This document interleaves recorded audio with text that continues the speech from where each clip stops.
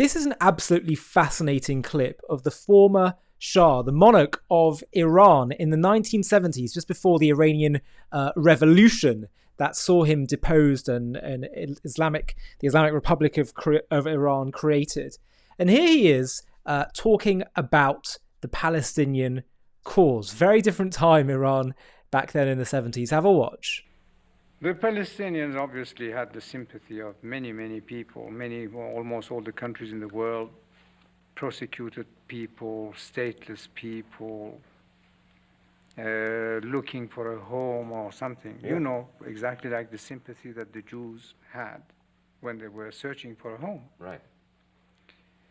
But our good Palestinian friends must know that there is only a limit to where they can go and bully the world. Bully the world? Yes, by terrorism and blackmailing and this and that. You know perfectly well, Your Majesty, that the leaders of the Arab world find the Palestinians as much a problem almost as the Israelis do. Isn't that a fact?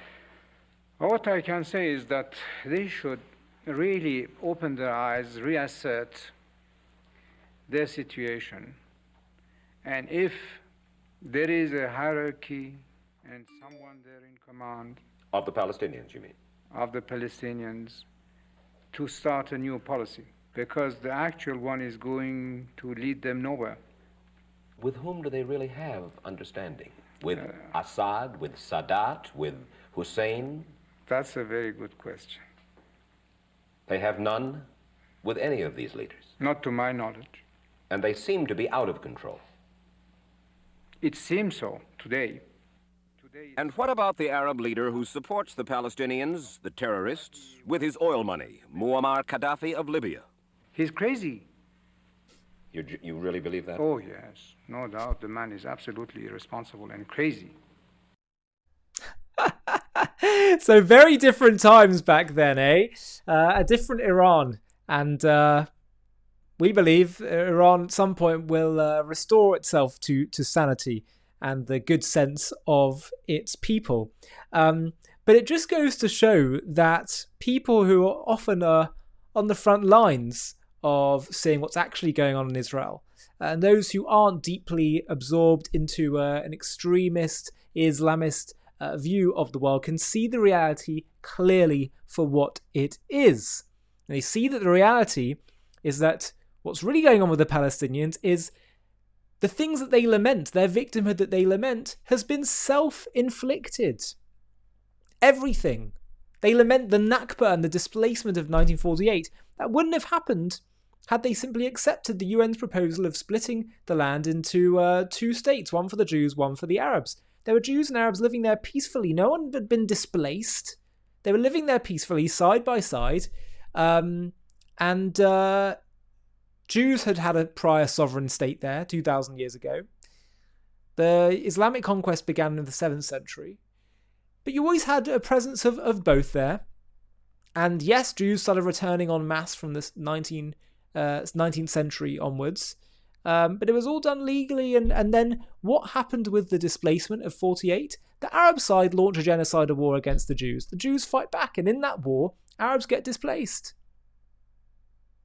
Many of whom actually are displaced because the Arab armies told them to leave.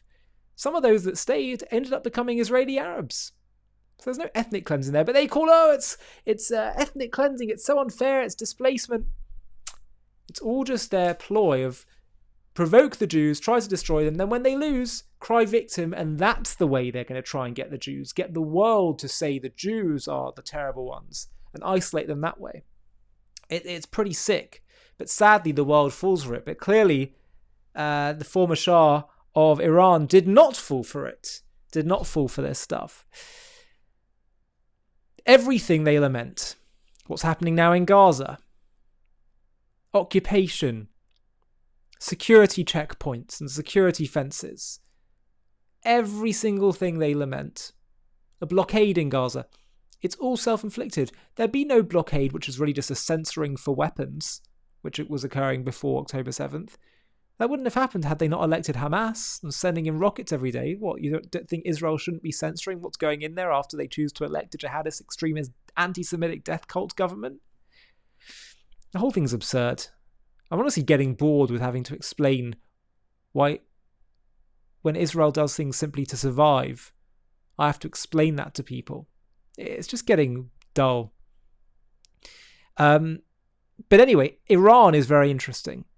And it's sad to see the decline that Iran's gone into since the Islamic Revolution. But we actually produced a documentary on our new streaming platform, JTV Plus, which is like our Jewish Netflix, basically. We've got exclusive documentaries, premium exclusive interviews, and we did a documentary about Iran and the Islamic Republic of Iran's theology. What are the deep theological beliefs, their interpretation of Islam that gives rise to their hostility to Israel, to America, to the West? We dive deep into the theological beliefs that they have that shape everything they do. You can watch the trailer to it, and if you want to watch the full thing, you can click on the link in the video description. It's really, really fascinating stuff. And frankly, I think it's stuff that people ought to know.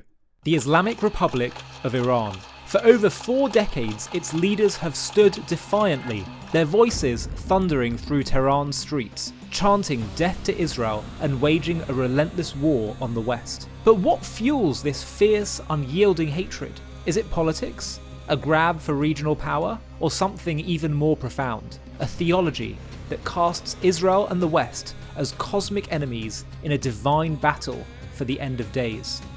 In this JTV Plus documentary, we embark on a journey to unravel the apocalyptic beliefs at the core of Iran's revolution. We'll uncover the sacred Shia doctrines that prophesy a world reborn through chaos, where a hidden redeemer, the Mahdi, will rise to vanquish evil, with Israel and America as the ultimate foes. We'll dive deep into the mystical visions of a global Islamic order, where martyrdom and jihad pave the path to divine victory. We'll explore how these ancient beliefs shape Iran's every move, from its fiery rhetoric to its deadly proxy wars. From the revolutionary sermons of Ayatollah Khomeini, who ignited a nation, to the shadow wars of spies, cyber attacks, and missiles that have pushed the region to the brink. We'll trace the arc of a regime bent on reshaping history, and we'll reveal the climactic moment when Israel struck back with Operation Rising Lion, a daring, high-stakes operation that shook the world and redefined the conflict. This is not just the story of a nation, but of a creed that seeks to rewrite the future, a conflict that threatens to engulf us all. Join us as we expose the hidden truths behind what Iran sees as its sacred mission, its unrelenting rage, and the battle for our world's destiny. To watch this JTV Plus documentary and access much more premium content, click on the link in the video description.